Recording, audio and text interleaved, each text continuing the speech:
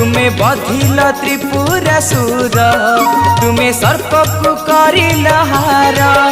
तुम कृपा पाई नई बाली ने तुम कृपा पाई नई बाली ने शिवलिंग टे गढ़िले रामचंद्र जय जय हे जय जय हे जय जय हे बालुकेश्वर जय जय हे त्रिशूलधर जय जय हे बालुकेश्वर जय जय हे त्रिशूलधर।